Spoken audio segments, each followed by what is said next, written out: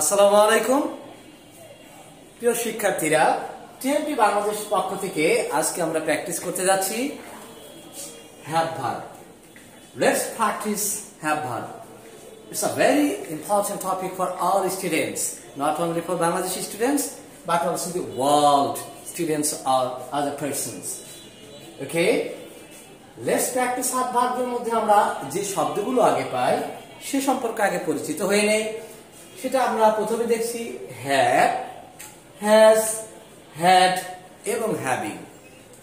এখানে এই have, has, had, having এর এই চারটি শব্দের মধ্যে আমাদের দুই ধরনের ব্যবহার লক্ষ্য করা যায়। একটি কি অক্সিলারি, এভি অক্সিলারি ভার্ব হিসেবে এরা বসতে পারে, পিভি অর্থাৎ প্রিন্সিপাল ভার্ব হিসেবে। তাহলে আমরা দুটি বিষয় যেহেতু এখানে রয়েছে, একটি টপিকের উপরে আমরা ওয়ান বাই ওয়ান দুটা পার্ট আলাদা আলাদা ক্লাস করি। I have done my duty auxiliary verb হিসেবে এখানে আমরা পেয়েছি have।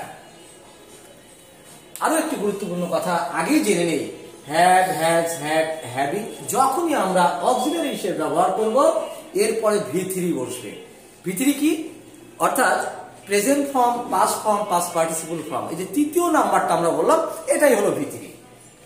যাই হোক, এই অক্সিলারি ভার্ব হিসেবে আমরা এই পাশের অংশটা বেছে নিয়েছি। I have done my duty, done V3, have এখানে অক্সিলারি। তাহলে এখানে আমরা have auxiliary, has auxiliary, have auxiliary এবং had অক্সিলারি। এখানে আমরা আরেকটু কাজ করি, অক্সিলারি ভার্বের পুরো উদাহরণটা যদি আমরা করতে চাই, I have done my duty, আমি আমার ডিউটি বা কাজ কি করেছি? ডান, করিয়াছি। এটা মূল ভার্ব আর এটা অক্সিলারি ভার্ব বা সাহায্যকারী ভার্ব বলতে পারি। She has completed the work, এখানে has অক্সিলারি আর এটা প্রিন্সিপাল ভার্ব, এটা V3।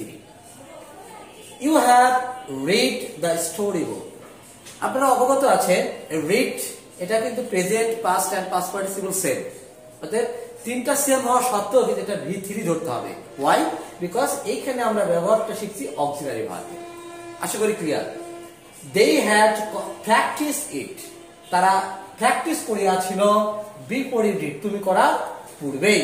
তাহলে ইহা তারা প্র্যাকটিস করেছিল, চর্চা করেছিল তুমি করা পূর্বে, অক্সিলারি ভার্ব, প্রিন্সিপাল ভার্ব। আর আমরা আগেই বলেছি যে হ্যাভ, হ্যাজ, হ্যাড এবং হ্যাভিং এটা অক্সিলারি যখন হবে এরপরে একটা V3 হবে। ফাইনালি এখানে একটা আমরা জানি যে যদি একটু ডিপ পড়াশোনা করতে চাই যে এই হ্যাভ ভার্বের যে ফর্মগুলো আছে, অর্থাৎ এখানে পারফেক্ট পার্টিসিপল হ্যাভিং এর পরে V3 যদি বসে তাহলে তার নাম হলো perfect participle. Having done the some I have got a plus, এই যে হ্যাভিং ডান একসাথে পারফেক্ট পার্টিসিপল আর এইখানে অক্সিলারি, এখানে হলো V3। যাই হোক, এখানে এই কয়টা হলো টেন্সের অক্সিলারি আর এটা পার্টিসিপলের থেকে আসছে। এটা আমি খুব সহজে একটা কথা ক্লিয়ার করে দেই, হ্যাভ, হ্যাজ, হ্যাড, হ্যাভিং এর পরে আর যে ভার্বটা আসবে সেটা হবে কি V3, অর্থাৎ ভার্বের পাস্ট পার্টিসিপল। এইবার আমরা যদি আসি এইখানে যে প্রিন্সিপাল ভার্ব হিসেবে দেখেন, I have a pen, I have a friend, I have a news, এইখানে দেখেন have, has, had এই সবগুলোই কিন্তু মূল ভার্ব। আপনি বলতে পারেন যে একই শব্দ মূল ভার্ব এবং অক্সিলারি কিভাবে হলো? সহজ কথা, যখন অক্সিলারি হবে তারপর আরেকটা ভার্ব থাকবে সেটা হবে V3, অবশ্যই সেটা অক্সিলারি হতে হবে। কিন্তু যখন মূল ভার্ব হবে তখন এরপরে কিন্তু আর কোনো ভার্ব থাকবে না, সাধারণত নাউন বসবে। অর্থাৎ I have a pen এটা নাউন, এটা নাউন, এটাও কিন্তু noun. She has a red cow, তার একটা লাল গরু আছে, এটাও কিন্তু নাউন, এটা প্রিন্সিপাল ভার্ব, এরপরে কোনো ভার্ব নাই।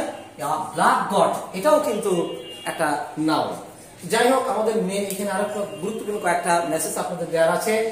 I have a pen আমরা সারা জীবন কিন্তু পড়েছি যে আই মানে আমি, যেমন I M a student, I am a teacher, I am a worker, I am আপনার জার্নালিস্ট, আপনি যে কোনো কিছু বলতে পারেন। সেক্ষেত্রে আই এর পরে দেখেন আই এম আ টিচার, আমি একজন শিক্ষক, আই এম এ স্টুডেন্ট, আমি একজন শিক্ষার্থী, আমি একজন শিক্ষার্থী বা টিচার, স্টুডেন্ট যাই বলছি, এইখানে কিন্তু আই মানে আমার অর্থ হচ্ছে কিভাবে দেখেন, আই হ্যাভ আ পেন, আমার একটা কলম আছে। আমরা ছোটবেলা থেকে শিখেছি কি মাই মানে আমার, দেখেন আই মানে কিন্তু আমার হলো। এই বিষয়গুলো আমাদের ক্লিয়ার করতে পারলে এবং যদি ক্লিয়ার জানতে পারি তাহলে কিন্তু আমরা ইংরেজি খুব সহজে আরো ভালোভাবে বুঝতে পারি, ভালোভাবে বলতে পারি, ভালোভাবে শুনতে পারি এবং ভালো করে অন্যের সাথে কমিউনিকেশন করতে পারি। আমরা একটু জেনে নেই, যদি হ্যাভ ভার্ব মূল ভার্ব হয়, যদি হ্যাভ ভার্ব মূল ভার্ব হয়, তাহলে প্রত্যেকটা সেন্টেন্সেরই প্রথম সাবজেক্টের লাস্টে র উচ্চারণ হবে, অর্থাৎ পজিটিভের মতো হবে। যেমন আই হ্যাভ আ পেন, আমার একটা কলম আছে, এই কলমের মালিক আমি। আই হ্যাভ আ ব্রাদার, আমার একটা ভাই আছে, আমি ভাইয়ের মালিক না কিন্তু অধিকার আছে। কথাগুলো ক্লিয়ার করি যে হ্যাভ ভার্ব যদি মূল ভার্ব হয় তাহলে প্রত্যেকটা সাবজেক্টের বাংলা অর্থে র উচ্চারণ হয়। এইখানে এই সাবজেক্ট দ্বারা মালিকানা বা অধিকার বোঝায়। আশা করি মেসেজটা ক্লিয়ার। এখানে আরো একটু বলি, পেনকে যদি আপনি ভেঙে বলতে চান পপুলার এন্টারটেইনমেন্ট এন্ড নেটওয়ার্ক, পেনকে যদি ভেঙে বলতে চান few relation is ever never die. আপনি নিউজকে যদি ভেঙে বলতে চান north east west and south. যাই হোক, এগুলো আমাদের মূল বিষয় না। আমরা হ্যাভ ভার্ব প্র্যাকটিস করতে যে দুটো সেশনে এনেছিলাম, একটি ছিল অক্সিলারি আর একটি আমরা শিখতেছি হলো মূল ভার্ব। তবে মূল ভার্ব হিসেবে যখনই বসবে এরপর সাধারণত নাউন হবে এবং প্রত্যেকটারই প্রথমে র উচ্চারণ হবে এবং এই বিষয়টা দ্বারা মালিকানা বা অধিকার বোঝাবে। তাহলে আই হ্যাভ আ পেন, আমার একটি কলম আছে। আই হ্যাভ আ ফ্রেন্ড, আমার একটা বন্ধু আছে। আই হ্যাভ আ নিউজ, আমার একটা সংবাদ আছে। She has a red cow, তার একটা লাল গরু আছে।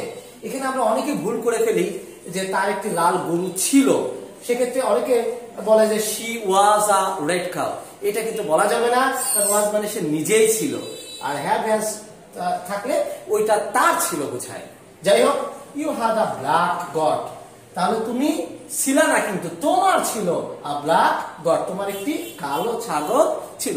আশা করি আজকের মেসেজটা ক্লিয়ার। আমরা আজকে জানতে পারলাম যে হ্যাভ ভার্ব দুটো বিষয়ে কাজ করে, একটি হলো অক্সিলারি হিসেবে আর একটা হলো প্রিন্সিপাল ভার্ব হিসেবে। অক্সিলারি এবং প্রিন্সিপাল ভার্ব সম্পর্কে আমরা এর ব্যবহার আশা করি পরবর্তীতে কোনো সমস্যা হবে না। সকলে পরবর্তী ক্লাসের জন্য আমন্ত্রণ করে বিদায় নিচ্ছি। আমি মনোজ জামান, আল্লাহ হাফেজ।